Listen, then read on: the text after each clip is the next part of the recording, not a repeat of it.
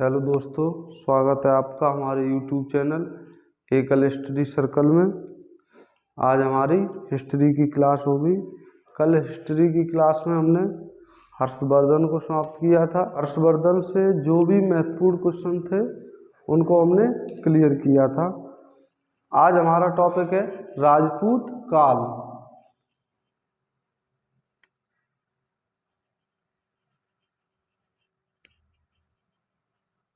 राजपूत काल में हम कुछ महत्वपूर्ण जो वंश हैं उन वंशों को पढ़ेंगे। जहाँ से जैसा क्वेश्चन बनता है वैसे हम क्लियर करेंगे।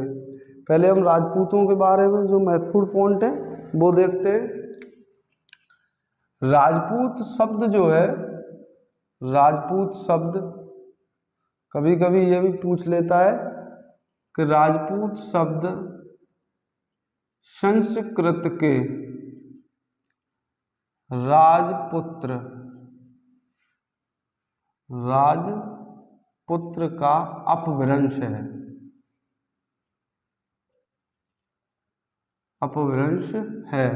राजपूत शब्द जो है वो किसका अपभ्रंश है? तो संस्कृत का एक शब्द है राजपुत्र और उसका अपभ्रंश है राजपूत। राजपूतों का उल्लेख सर्वप्रथम कल्लड़ के द्वारा एक पुस्तक लिखी गई है। कल्लड़ के द्वारा रचित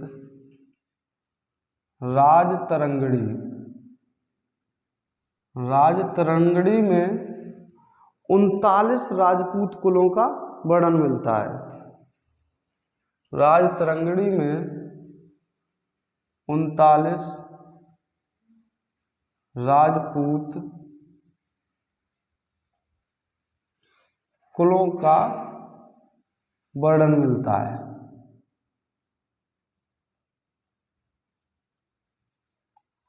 राजपूतों के समय ही जो प्रथाएं थी वो कौन कौन सी प्रचलित थी? एक थी सती प्रथा और जौहर प्रथा। ये दो प्रथाएं राजपूतों के समय ही अधिक प्रचलन में थी। अगर आपसे क्वेश्चन पूछा जाए कि सती प्रथा किसके शासनकाल में अधिक प्रचलित थी, तो राजपूत काल में। वैदिक काल से ही जो जातियां कह लें हम, वो 4 प्रकार से यानी कि 4 विभागों में बटी हुई थी।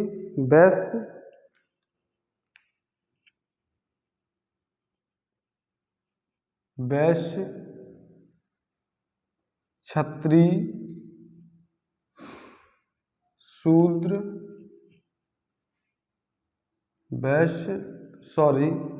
यहाँ ब्राह्मण होगा पहले,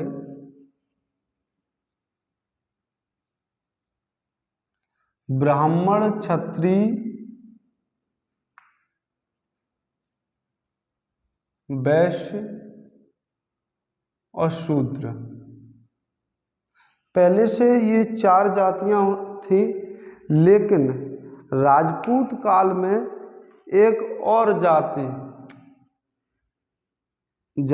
या उपजाति कह लें, उसका उद्भव हुआ था कायस्थ।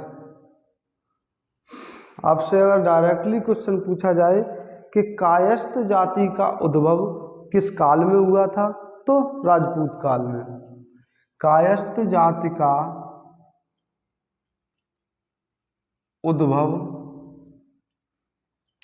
इसी काल में हुआ।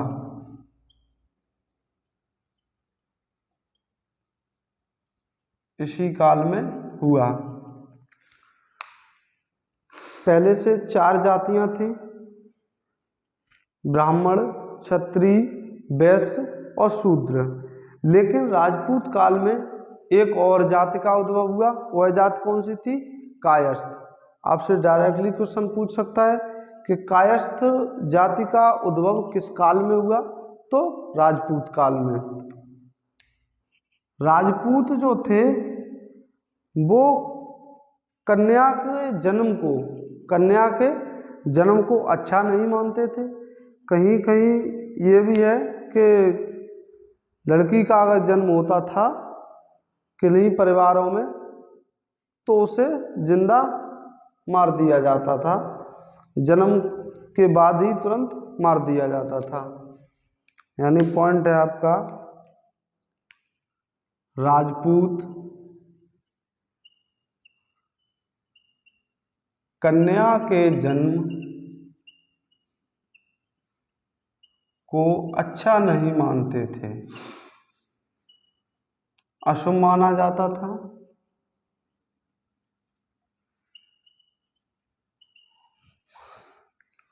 राजपूत काल पढ़ रहे हैं हम। राजपूत शब्द संस्कृत के राजपुत्र का अपभ्रंश है।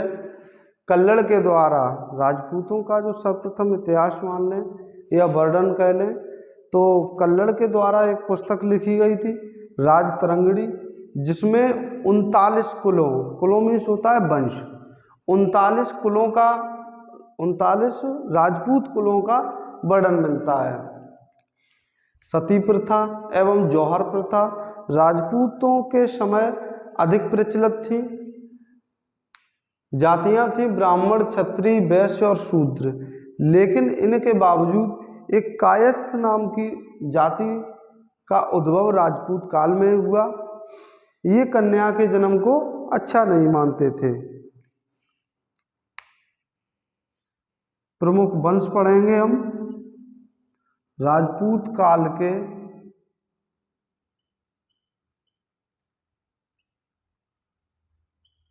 के प्रमुख वंश। नंबर 1 है प्रतिहार वंश। प्रतिहार, इसका पूरा नाम है गुर्जर प्रतिहार। गुर्जर प्रतिहार। इसके जो संस्थापक माने जाते हैं, संस्थापक हरिश्चंद्र हैं इसके संस्थापक।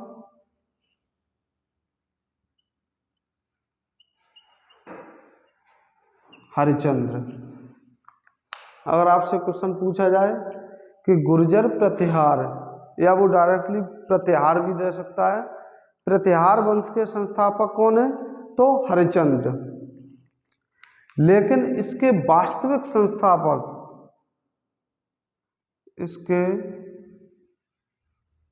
वास्तविक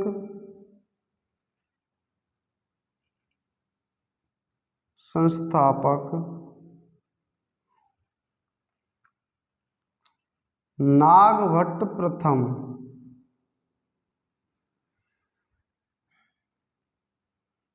नागभट्ट प्रथम को माना जाता है। क्वेश्चन दो रूप से पूछ सकता है, प्रतिहार वंश का संस्थापक हरिश्चंद्र, और अगर ये क्वेश्चन घुमा के पूछे कि प्रतिहार वंश का वास्तविक संस्थापक किसे माना जाता है, तो नागभट्ट प्रथम को। प्रतिहारों का जो प्रतिहार वंश था, जो भी इसके शासक थे, प्रतिहार वंश का प्रथम उल्लेख, प्रतिहार वंश का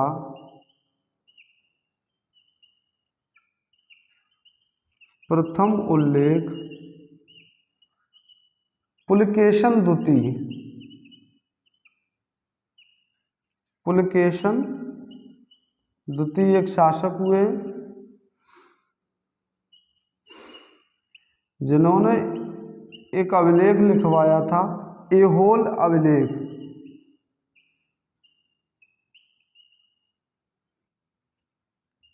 से मिलता है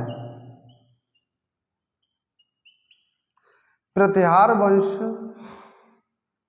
का प्रथम उल्लेख पुलकेशन द्वितीय के, यानी कि सर्वप्रथम प्रतिहार वंश का उल्लेख कहाँ मिलता है, तो पुलकेशन द्वितीय ने एक अभिलेख लिखवाया था, ऐहोल अभिलेख, जिसमें प्रतिहारों का सर्वप्रथम वर्णन मिलता है।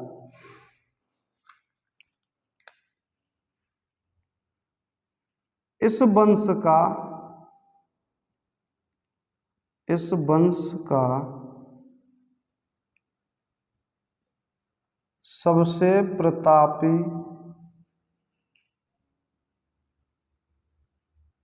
मिहिरभोज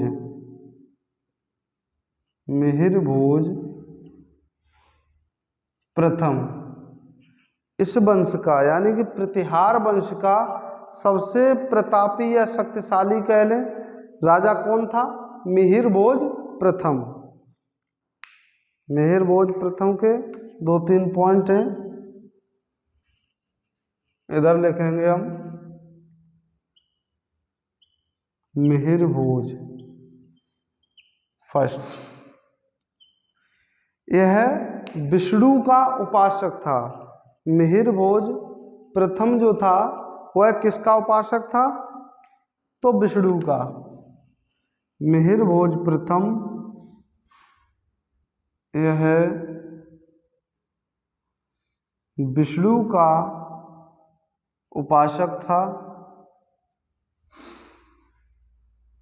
विष्णु के उपासक जो थे वो वैष्णव धर्म को मानते थे। वैष्णव धर्म का अनुयायी था वह विष्णु को मानता था, यानी कि विष्णु की उपासना करता था। अगर डायरेक्टली क्वेश्चन पूछा जाए कि मिहिरभोज किसका उपासक था, तो विष्णु का। लेकिन अगर वह यह पूछे कि मिहिरभोज किस धर्म का अनुयायी था, तो वैष्णव धर्म का अनुयायी था। मिहिरभोज किस धर्म का अनुयायी था? तो वैष्णव धर्म का अनुयायी था। विष्णु के सम्मान में इसने 2 उपाधियां धारण की थी।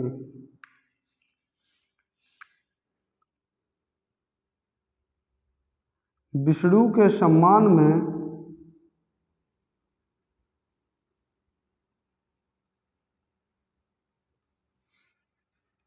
दो उपाधियां धारण की थी।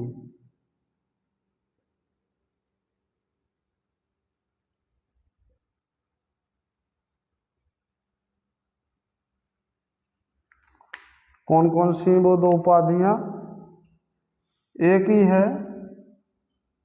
आदि वाराह, दूसरी है प्रवास। अगर आपसे क्वेश्चन पूछा जाए कि आदि वाराह प्रतिहार वंश के किस शासक की उपाधि है या किस शासक को कहा जाता है, तो मिहिरभोज प्रथम को। या फिर प्रवास कहे कि प्रवास प्रतिहार वंश के किस राजा या शासक की उपाधि है, तो मिहिरभोज प्रथम को। इसने अपनी राजधानी, मिहिरभोज ने अपनी राजधानी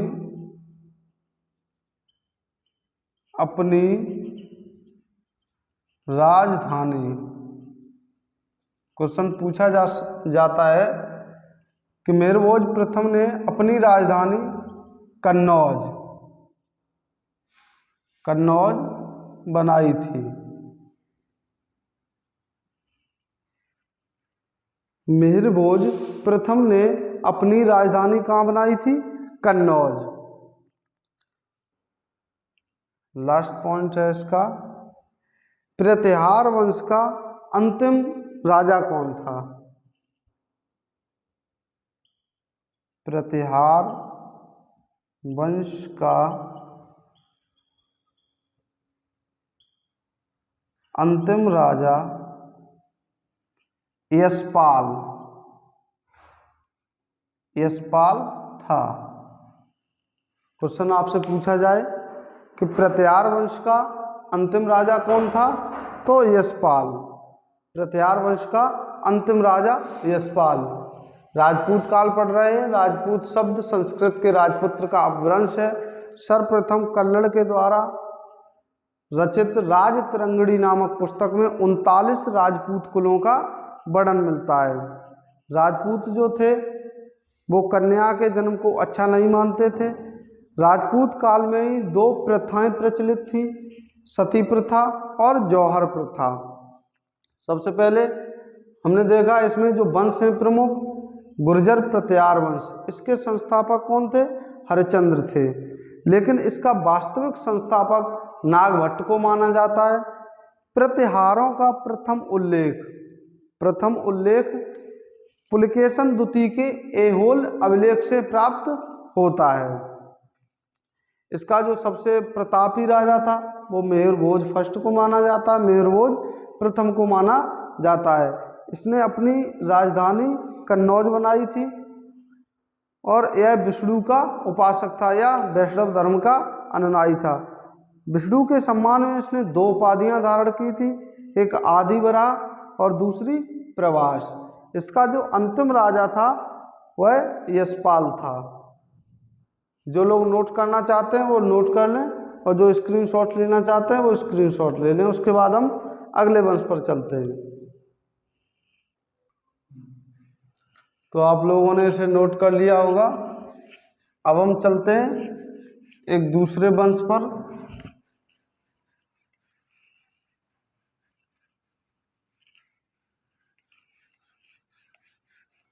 और दूसरा वंश है हमारा चौहान वंश। कौन सा वंश है? चौहान वंश।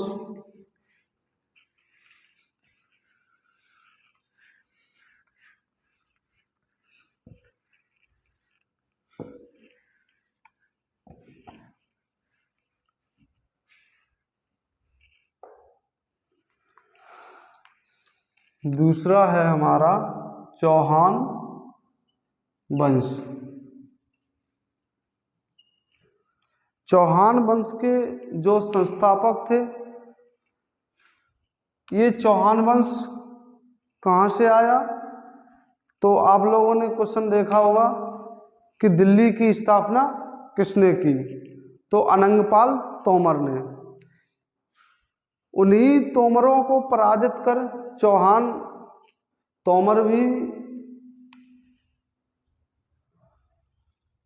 एक तरीके से कह लें चौहानों के वंशज थे। लेकिन जो चौहान वंश की नींव रखी थी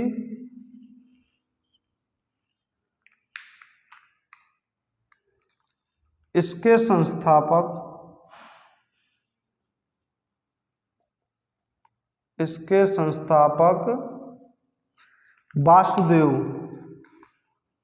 वासुदेव को माना जाता है। वासुदेव। चौहान वंश के जो संस्थापक थे वो कौन थे? वासुदेव। इस वंश का सबसे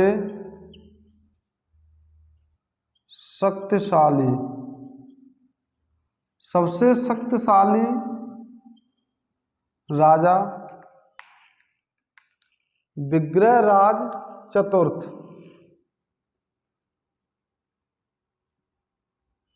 विग्रहराज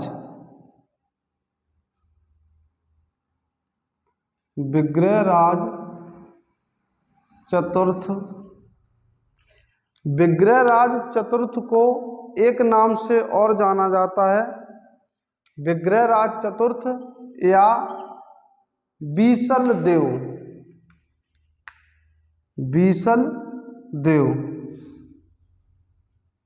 बीसल देव थे। चौहान वंश का संस्थापक किसे माना जाता है? वासुदेव के। इस वंश के सबसे शक्तिशाली राजा कौन थे? विग्रहराज चतुर्थ या विग्रहराज चतुर्थ को हम क्या कहते हैं? बीसल देव। ये राजा होने के साथ साथ एक लेखक भी थे। इनका जो नाटक पूछा जाता है, संस्कृत में इन्होंने एक नाटक लिखा था जिसका नाम था हरिकेन।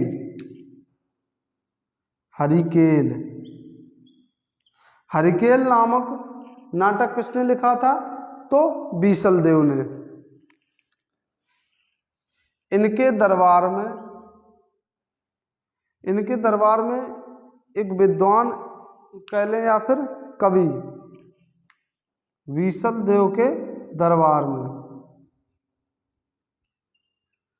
इनके दरबार में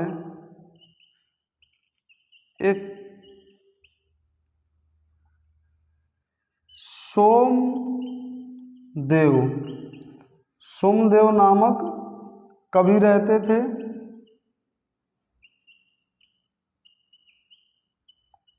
कवि रहते थे जिन्होंने, इनके दरबार में एक सोमदेव नामक कवि रहते थे जिन्होंने 2 पुस्तकों की रचना की है, 2 नाटक लिखे हैं इन्होंने। एक है ललित विग्रहराज,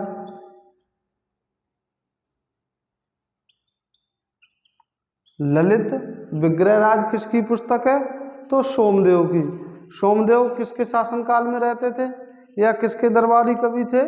तो विग्रहराज या फिर विग्रहराज चतुर्थ या फिर बीसलदेव। बीसलदेव। दूसरी पुस्तक है इनकी कथा सतीश सागर।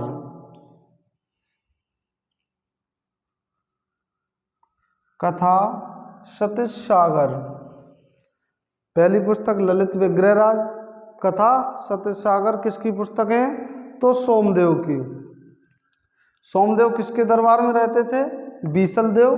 बीसलदेव भी राजा होने के साथ साथ एक लेखक या कवि थे जिन्होंने एक संस्कृत नाटक लिखा था। यह जो नाटक है इनका संस्कृत नाटक है, संस्कृत में है नाटक। इसका क्या नाम है? हरिकेन। चौहान वंश का इस वंश का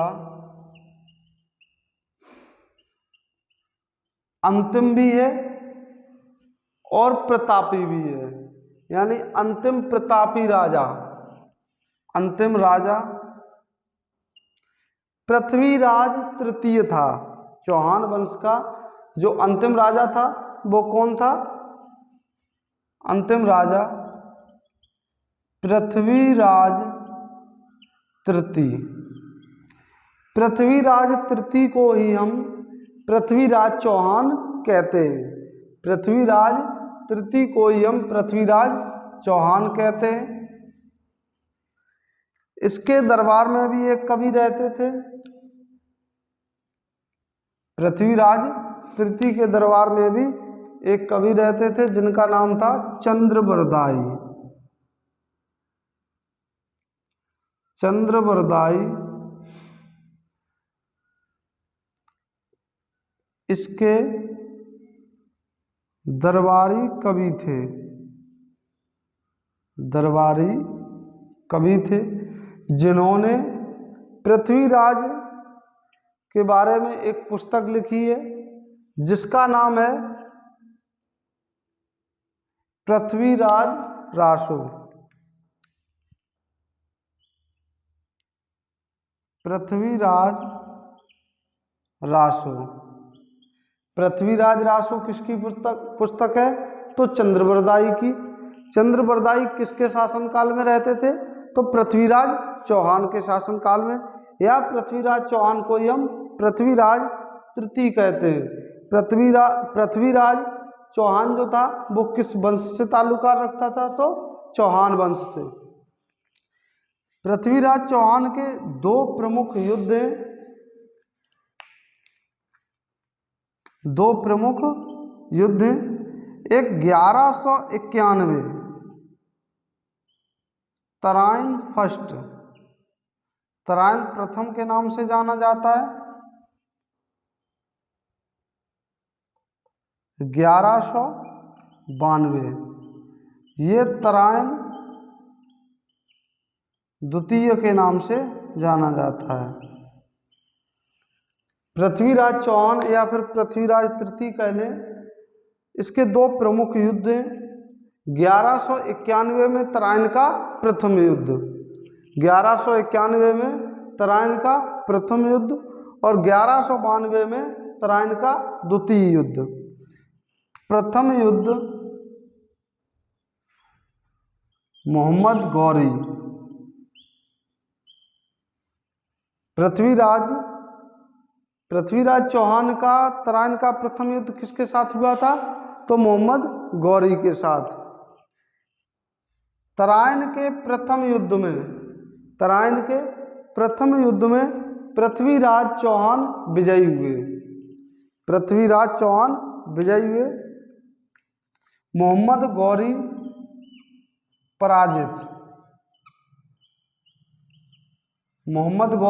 पराजित हो गया, लेकिन पृथ्वीराज चौहान ने इसे जीवित छोड़ दिया और यह 1 साल बाद यानी कि 1 वर्ष बाद 1192 में फिर आ गया उसी मैदान में, तराइन का जो मैदान था उसी मैदान में आ गया। लेकिन 1192 में पृथ्वीराज चौहान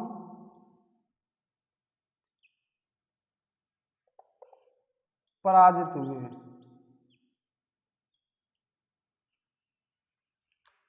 पहले में मोहम्मद गौरी पराजित हुआ था और पृथ्वीराज चौहान विजयी हुए थे, लेकिन तराइन के द्वितीय युद्ध में पृथ्वीराज चौहान पराजित हुए और मोहम्मद गौरी विजयी हुआ।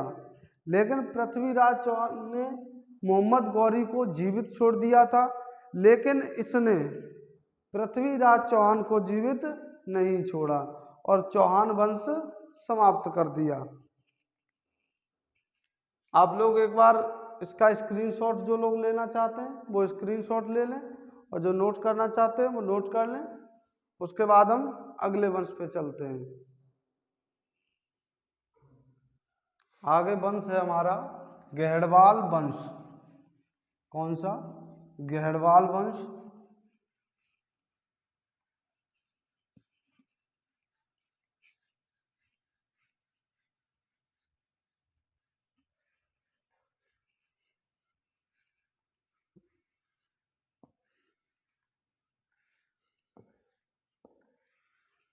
अब 2 हमारे प्रमुख वंश हैं, गहड़वाल वंश और सिसोदिया वंश।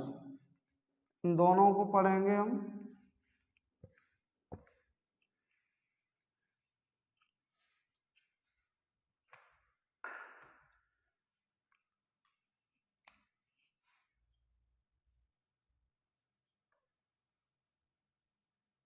गहड़वाल वंश।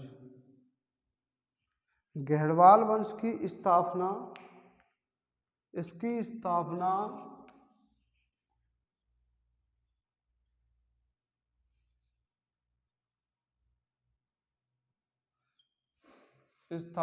चंद्रदेव नामक एक चंद्रदेव शासक हुए हैं।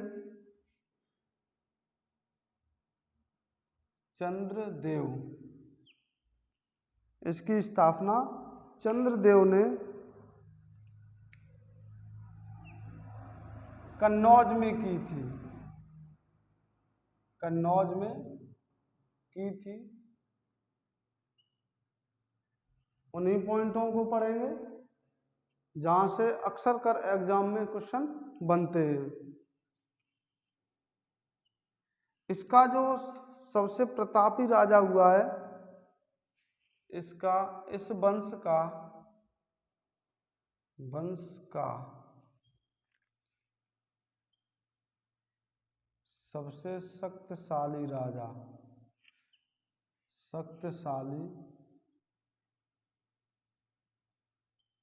शासक, विविध विद्याचार वाचस्पति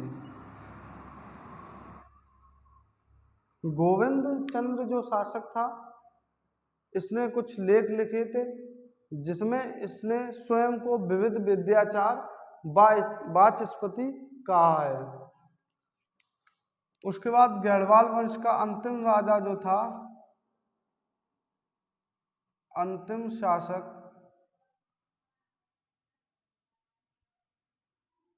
जयचंद। अंतिम शासक कौन था? जयचंद। जयचंद के दरबार में एक कवि रहते थे,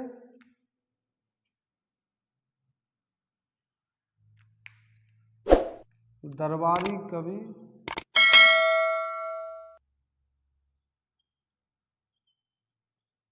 हर्ष।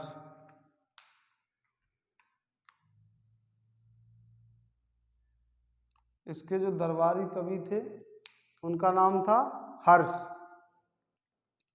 जयचंद का एक युद्ध हुआ है पृथ्वीराज चौहान के, हमने 2 युद्ध बताए थे, 1191 में तराइन का प्रथम युद्ध और 1192 में तराइन का द्वितीय युद्ध मोहम्मद गौरी के साथ हुए थे। इसका युद्ध भी 1193 चंदावर एक स्थान है, चंदावर। ये युद्ध जैसे तराइन का युद्ध, चंदावर का युद्ध, तो ये जिस जगह पर लड़े जाते थे उन्हीं के नाम पर ये युद्ध बोले जाते थे कि 1193 में चंदावर का युद्ध। तो कहाँ हुआ था यह युद्ध? चंदावर में हुआ था। चंदावर का युद्ध मोहम्मद गौरी के साथ हुआ।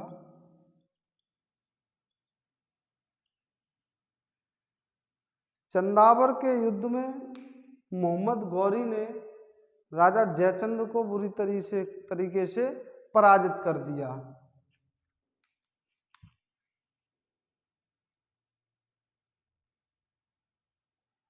मोहम्मद गौरी विजयी हुआ।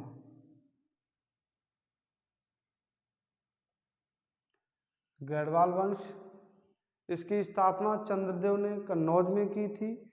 इसका जो प्रथम शक्तिशाली राजा था वो गोविंद चंद्र था, जिसने अपने स्वयं के लेखों में विविध विद्याचार वाचस्पति स्वयं को कहा है। इसका जो अंतिम शासक था वो जयचंद के दरबार में एक कवि रहते थे जिनका नाम था हर्ष। जयचंद का जो युद्ध हुआ था 1193 में मोहम्मद गौरी और जयचंद के बीच चंदावर का युद्ध हुआ था, जिसमें मोहम्मद गौरी विजयी हुआ था और जयचंद पराजित हुए थे। इसके बाद हमारा आगे वंश है सिसोदिया वंश।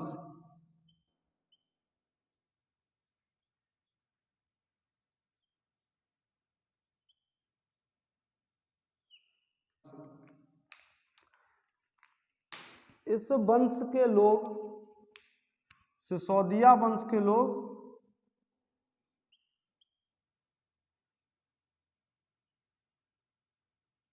इस वंश के राजा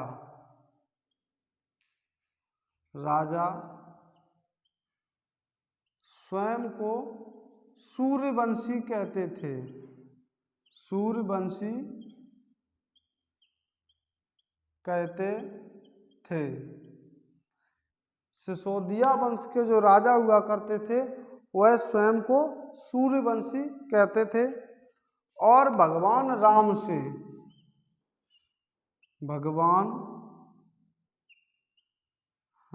से अपना संबंध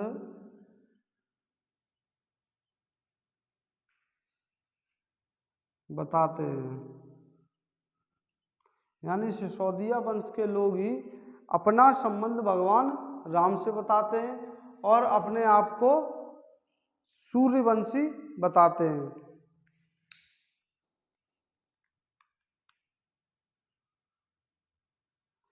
इसमें एक शासक हुए राणा कुंभा।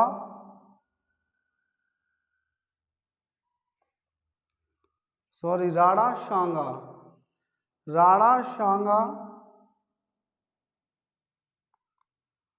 सांगा और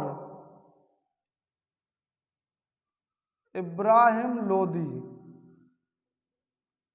राणा सांगा और इब्राहिम लोदी के बीच में 1518 ईस्वी में एक युद्ध हुआ था जिसका नाम था खतौली का युद्ध। खतौली का युद्ध ज़्यादा पूछा जाता है। खतौली का युद्ध कब हुआ? तो 1518 में। किन किन लोगों के बीच हुआ? तो राणा सांगा और इब्राहिम लोदी के बीच में।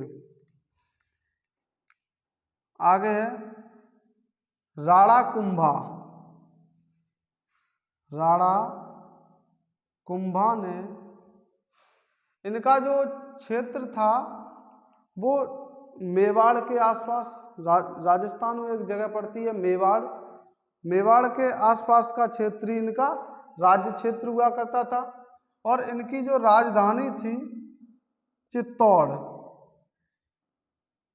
चित्तौड़ इनकी राजधानी थी।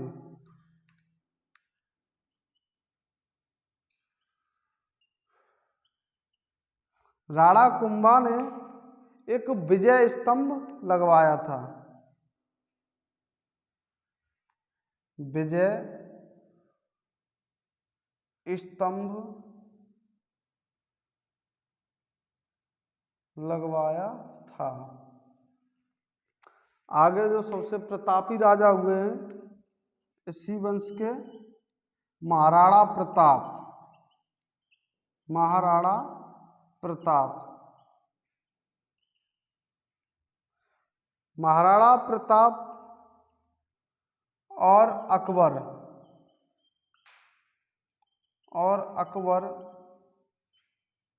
महाराणा प्रताप और अकबर के बीच एक युद्ध हुआ था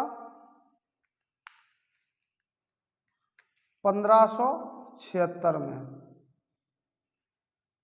जिसे नाम दिया गया हल्दी घाटी का युद्ध।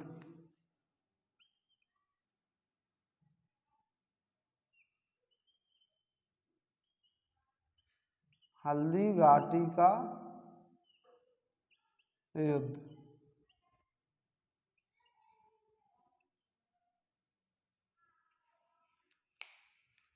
सिसोदिया वंश, पहले हमने राजपूत काल को पढ़ा।